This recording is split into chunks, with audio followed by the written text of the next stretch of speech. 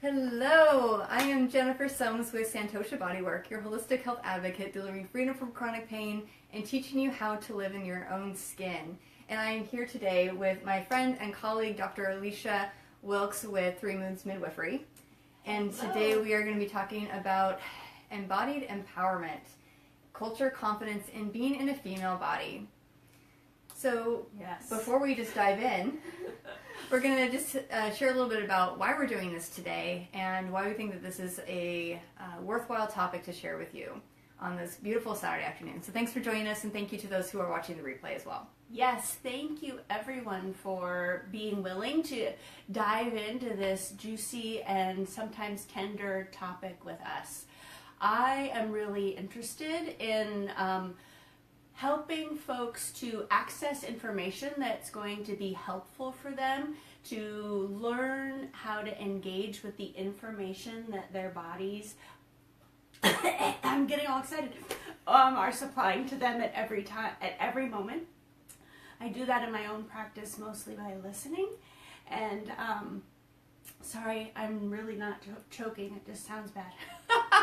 That's Facebook Live for you. Yes. So when Jennifer reached out to me, she had heard and watched a video that was really intriguing for a lot of different reasons. So we talked quite a bit about that, and we were like, we really want to kind of address some of these issues, and we both are feeling like we're dismayed by the amount of complaining or dislike or mean things that women are saying about themselves and their bodies. Mm-hmm. And as a body worker and yoga instructor who works predominantly with women, when clients come in and do a session with me, it's predominantly in their undergarments. So I get to see really their whole body. And typically the first words out of women's mouths are something negative about their body. Something about, oh, you know, my cellulite, or, you know, I'm trying to get back to the gym more. And, you know, it's almost like an apology for their body. And, or they'll say something about, oh, well, this is my bad side. Mm-hmm. As if, you know, their body is bad.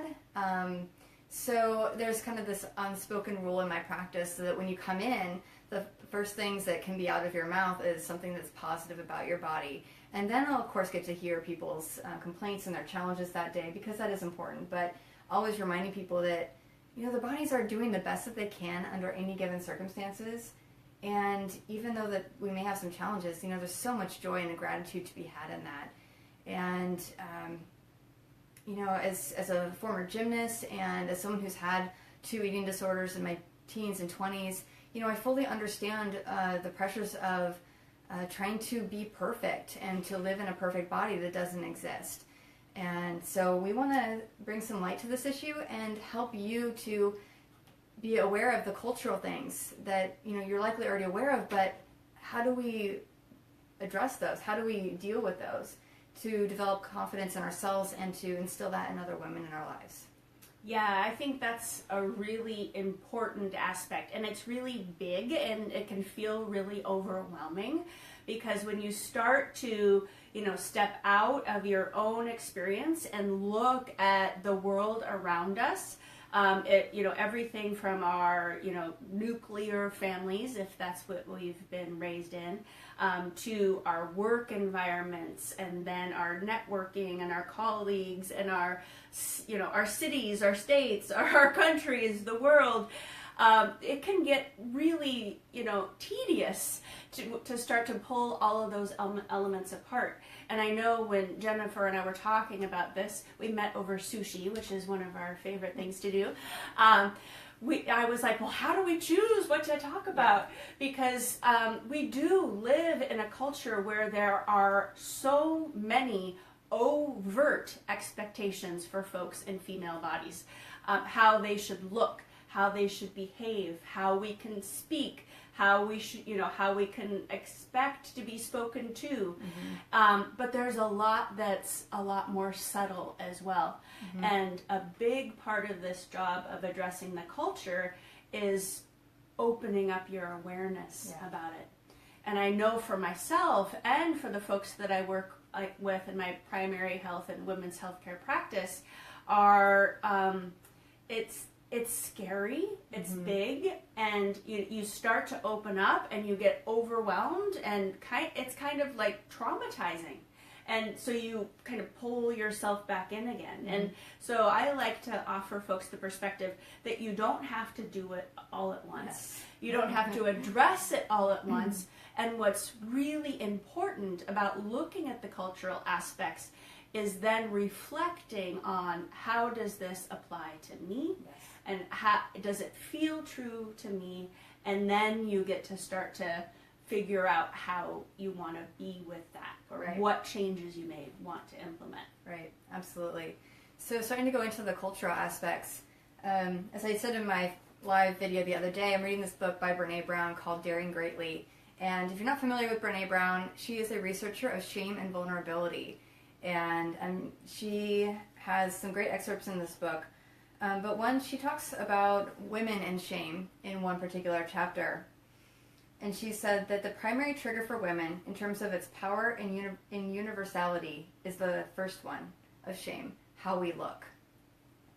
After all of the consciousness raising and critical awareness, we still feel the most shame about not being thin, young, and beautiful enough. Yeah. And I think that even though we've become aware of this, as she said, it's still something that we struggle with as women, and also just as a society too, because we never seem to be good enough. Yes. Yeah. And we are bombarded constantly by images, marketing, other people, thoughts. Yeah. A lot of this is about what's happening in our heads with our thinking and our responses to other folks' thinking. And we're constantly being told, the fundamental message is there's something wrong with you, that you need to be different than you are right now. Right. And I'll say that even in compliments, so women will give each other compliments. Yes. They'll say, "Oh, Alisha, you look great," and she might go, "Oh, but it's I just didn't do my hair today," or she'll knock that down. And that's something I used to do quite a bit, was like, brush that compliment off to the side. But really, even when somebody compliments you, the thing that you need to do is just say thank you. Yes. And actually take it in. And I think that that's a big shift for women too, because I don't see many women do that. I see a lot of women just dismiss those kinds of compliments when they are sincere. And granted, we want compliments to be from a sincere, genuine place, but I think that's a big thing right there. You get groups of women together and they might compliment you maybe on your outfit or your hair. Be like, "Oh, this old thing?" Right. Yes. And I'm sure that you have all been in that situation and likely responded in that way yourself. So that's how we've been trained. It's habitual. And there's again, if you were to unpack that, you would be things around being afraid of coming across as, too overconfident, or, you would be outshining people, or discomfort with, yourself and your body, and wanting to, not, have anything about that experience reflected to you, or not wanting to outshine someone you're with. So if someone compliments you and they're not complimenting the woman beside you, there might be some discomfort there. Right. So there's a lot to that. There is. Yeah. It's a big deal.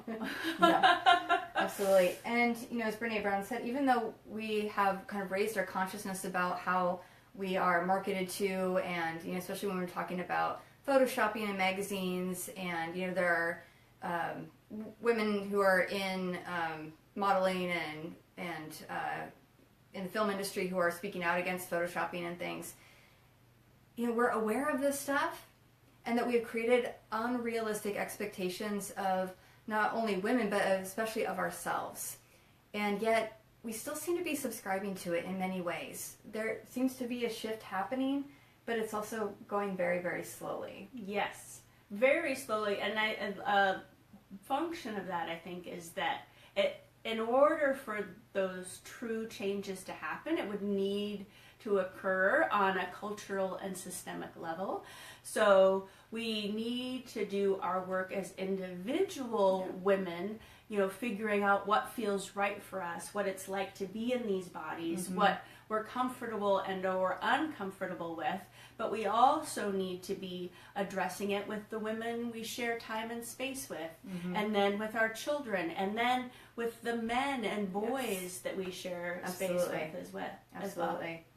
And, we talk a lot about looking good, especially for women, because we all want to look good, right? There's a lot of reasons why we want to look good, but there's this kind of stigma that, well, if you look good, you feel good. And that can be true. But the question to ask yourself, is that true for you? Because sometimes women go to extremes to look good, but honestly, they feel like shit. Yeah. They do not feel good in their body.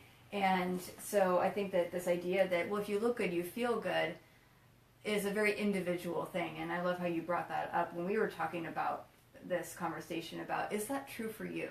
Yeah, and that's one of those things where, again, if you pull it apart and it depends on what angle you're looking at it from. Because for many folks, if they're suffering from depression or anxiety, getting up, taking a shower, brushing your hair, maybe putting on some makeup, just brightening that external self-expression up can, have internal work. Oh, yeah. And it can really brighten you up, or you put on your favorite color, or you feel like you're expressing something really awesome if you're wearing a certain outfit. But then there's also the aspect of, who are you doing that for, right? Yeah. Or what kind of reaction is it that you're wanting from outside of yourself to, make yourself feel better? And I think what Jennifer and I are really wanting women to understand, or to at least approach thinking about or feeling about, is that what's happening inside. Yeah. Like what do you believe about yourself? So, regardless of what anybody else tells you or implies. Yes. And that kind of moves us into our confidence of, what does it mean for us to be confident as women? If you think about a woman who's confident, not only what does that look like to you, but how might that feel if you are confident? Yes. Yeah, so Jennifer and I were talking about how so much of our confidence can be expressed by, again, external measures. So I was imagining, like, if you asked a woman to describe what a confident woman looks like, or how a confident woman expresses herself, how would you describe that?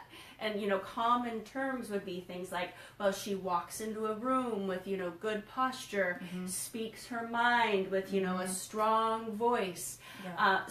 And those are really, again, external things. So we were really, wanting to, get people to feel about, what does confidence feel like in your body? Absolutely. And we can also think of confidence as like, well, how does that feel? But again, kind of the why. Why do we want to look a certain way? And is it because you want to feel a certain way, or is it because you want a certain reaction? So for me, I told Alisha this story that I would say, I don't know, less than 10 years ago, when I still had another eating disorder, I used to say that my legs were fat. And I used to say that quite a bit. And I realized at one point, many years ago, that I was doing it to get a reaction. I would get a reaction from my husband that say, oh, no, they're not. And the moment that the light bulb went off, I actually remember that moment very clearly in my mind. When that moment went off and I realized why I was doing that was to get a reaction, it was like, oh my God. It's like, I don't need to do that, because one, that's not a true statement. And I don't need that kind of validation in that way. Especially from my husband, who loves me for who I am, right? So, why do we want to be confident? And is it to get a reaction, or is it because of the way that we feel when we are representing confidence to ourselves? Yes, so what we were thinking was, imagine a time when you felt really confident. And when, inside, outside, but what did it feel like? Like, did you have good posture, and did that give you a good, strong sense of your core and your stability and your, feet on the ground, and you breathe easily? Exactly. What is your breath like, and how maybe it's a settled feeling, or rather than a frantic feeling. So really, again, getting back into that embodied empowerment. Absolutely. And then how do we demonstrate that? Yes. Right? How do we demonstrate that? That's a really excellent question. What are your ideas? Yeah. We'd love to know. Yeah, absolutely. And that is a big question. And I think that's, one that is going to be kind of an ongoing question. Like, how do we demonstrate this sense of confidence, but this feeling of confidence too? And I think we have to find, what does that feel like to us first? Yes. And then we carry that out and we start to have these conversations of like, oh, I feel really confident, but why? Yeah, and I think something that I hear from women is the struggle between confidence and humility, as if they had to be separate things. Right. And I really believe that there's a way to, be humble and confident. And, times when I've experienced that, I know I've felt it, but I would be hard pressed to be able to describe that to somebody else. But especially women, there's this idea that we need to be humble, or not, toot our own horns too much. And I feel like many women are fearful of expressing confidence because they don't want to be seen as being too much in their ego. Right, exactly. And, especially as a yoga instructor, we talk a lot about ego, and ego is just a thing. Ego's not a bad thing, it's not a good thing. It simply just is. If I didn't have an ego, if Alisha didn't have an ego, we wouldn't be doing this at all. But a lot of it is being confident, but I think the humility also comes with gratitude. And knowing that we have a lot of things for which to be grateful in our bodies, but also in our lives that have led us into that confidence. And I think that combination, is kind of where people end up feeling their best in terms of like, okay, I've got this, but without feeling like they're overinflated. Yes, absolutely. A good sense of gratitude might have a lot to do with confidence. Yeah. So how do we bring this into our bodies? Yes. That is the question. And, when we think about confidence and we think about our bodies, we understand and we know that how we feel emotionally is going to impact our physical bodies. If you think of somebody who is depressed, they might tend to be kind of down here and slumped down. And if you think of somebody maybe who is confident, maybe they're a little bit more open. So we understand this mind-body connection and relationship and how that does affect posture, which is different but also tied into actual structural alignment. But we can also think about, if there's anything else you want to add on that topic, but how do we start to actually feel into our bodies? Because the thing is that we experience our entire lives through our physical bodies. And so many of us are very disconnected by what we feel. We are living up here, quite literally, in our heads, and we're thinking, and we're not feeling enough. When we have shut off our connection with our bodies so that if we don't have to feel, then that means we also don't feel pain, we don't feel shame, we don't feel vulnerable, and maybe some of the things that maybe aren't so great in the human experience, but are also a critical part of it. So we tend to close ourselves off from how we actually feel. Yeah, and I think a large part of that is the constant and consistent feedback we get externally about how our bodies are. So, and we've addressed those, the how we look and how we're wrong. So we're wrong mentally, physically, and emotionally. We need drugs for that. We need to go to the gym more. We need Botox. We need Botox, which is like the most lethal toxin on the planet. We need to always be on a diet. Yeah. Or, that we're just not okay the way that we are. And that's all external information. So getting to be in our bodies, as painful, uncomfortable as that may be, frequently, if you're able to be present, especially in the hands or presence of a good practitioner, you will be able to access information that your body often has been trying to communicate with you for years. And you'll get a new understanding, and you really get to be in your body in a different way, which in itself lends to greater confidence. Absolutely. And when we actually start to be able to feel and pay attention to how we're feeling, both physically, emotionally, and the both combined, we are then able to respond to not only like our internal situations, but also to external situations and people, rather than react. And that's just a huge part of this, but also just being able to enjoy our lives more when we can actually respond, take a moment to stop, pause, breathe, reflect, and then maybe take action or speak or things like that appropriately, rather than just being reactionary, like when someone gives you a compliment and you shoot it down. Yeah. Taking that moment to go, thank you. Yes. And that's the difference between just responding and reacting. Which is actually a physiologic process that our bodies are designed to undergo. There's this whole neurochemical reaction that happens in our bodies, which allows us to integrate information that we've received from the external world, bounce it around inside our cells. Is that true for me? Is that not true for me? And then consciously choose a reaction. Unfortunately, for the many of us, for most of our lives, we miss that whole integration, bouncing around the cells and then choosing a response, because we haven't been taught that way mostly. Most of us come into our bodies with that capacity, but because the folks around us don't know how to utilize it, we don't learn to use it to its full extent. But the great news is that we can learn that at any time. It's always within us, and we have the capacity to really be consciously choosing our responses rather than reacting, which also builds self-confidence, because we learn to trust that we have the ability to process information and respond appropriately as mature beings, rather than bouncing around, reacting. And one of the most effective ways to learn how to feel is through touch, and also through movement. I think those two are some of the most just easiest and clear-cut ways to start to be able to feel.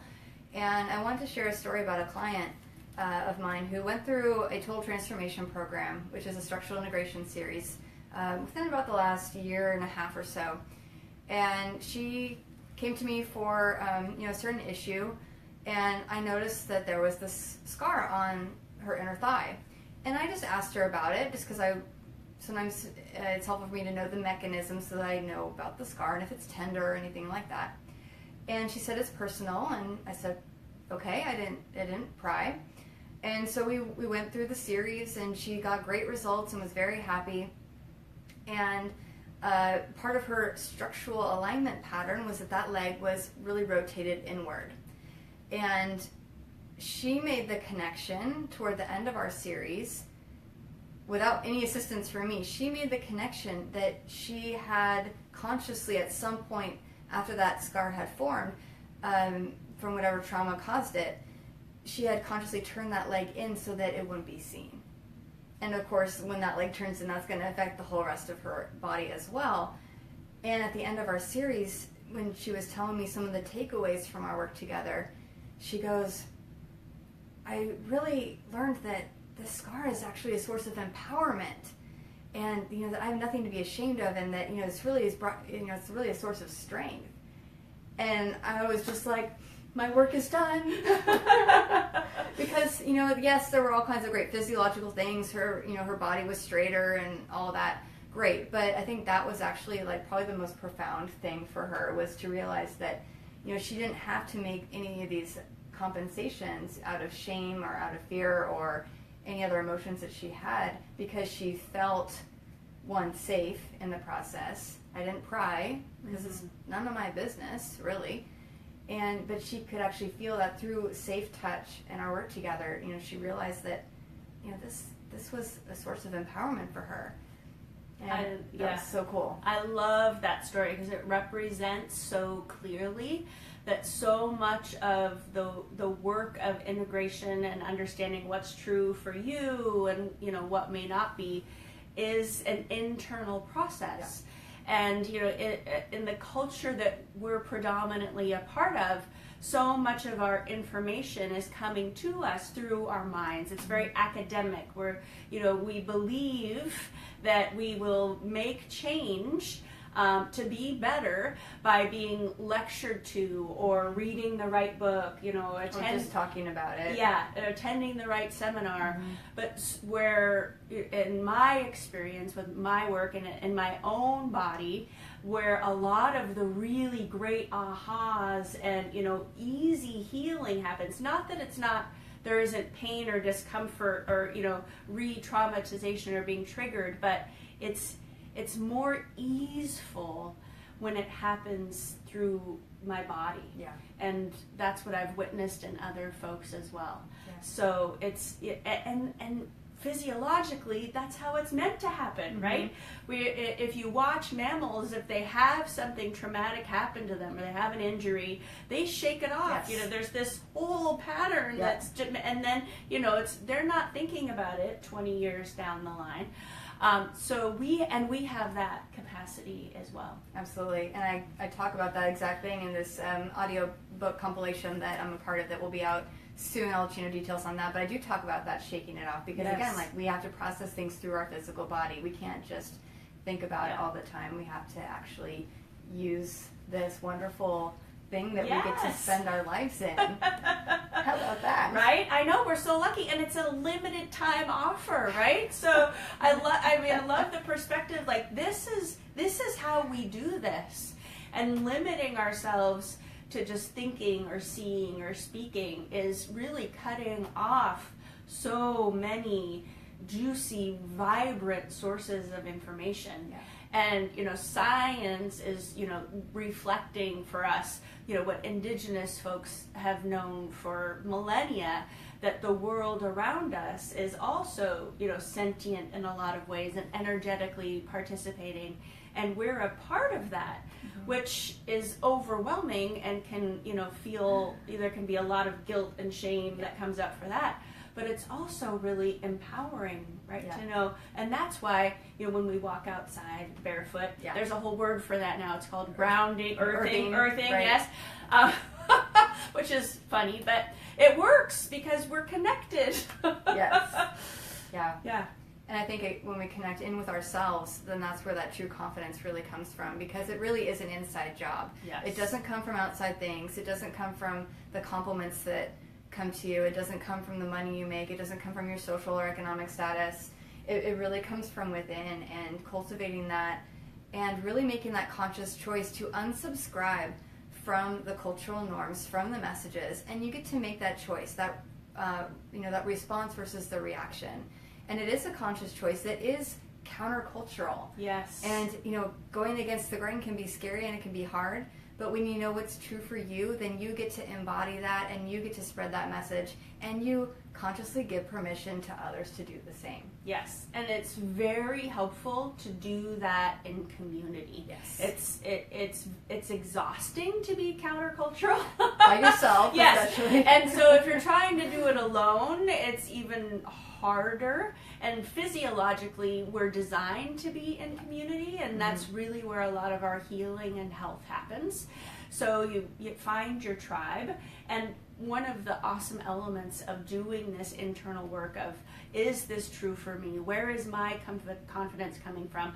What reaction am I expecting or wanting externally, or what don't I want?